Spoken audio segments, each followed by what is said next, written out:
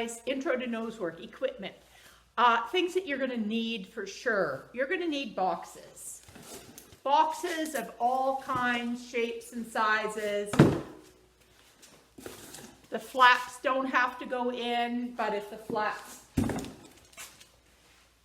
can go in, that's always nice. Some dogs don't like stepping over the flaps, but at the same time, that's good practice for them because it builds confidence.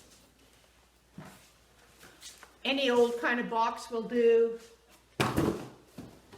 Shoe boxes are awesome. You can cut the lid off if you want. Flats are great because you can put, they're great for small dogs. You can also put them over a box and create a puzzle like that. We'll go into puzzles in a bit. So boxes. The other pieces of equipment that you might want to purchase, but you don't have to do it yet, but you will want to if you're going on. Number one is a harness.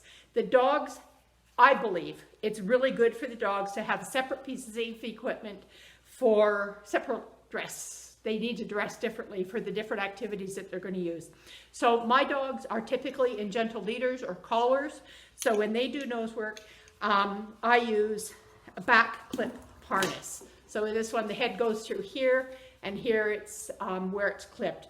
This is from Canadog. They're made in Invermere or Kimberley. Now sold on Amazon, no longer out of their store.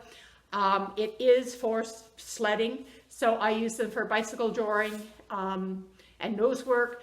But they're basically any kind of sledding harness will do. You really want the dog to have the ability to move its front legs. So no pull harnesses typically don't fit very well for this. We want the dogs to be able to pull in nose work.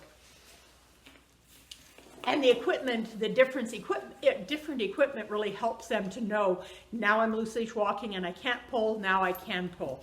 If you don't want to go for a harness, then I recommend that you get a wide collar. This is Torrance. He wears a harness most of the time, but he also has a wide collar.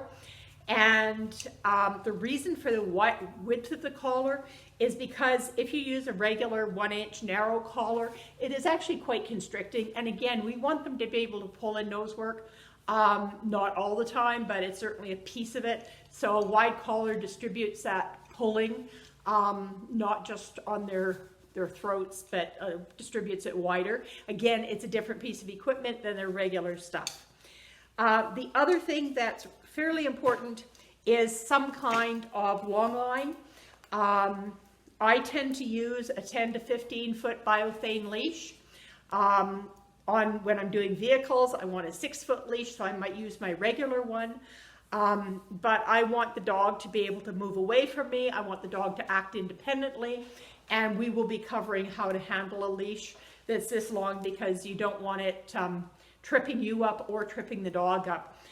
It's really narrow, relatively narrow, so that I can easily carry much of it in my hand without it all being really thick and bulky.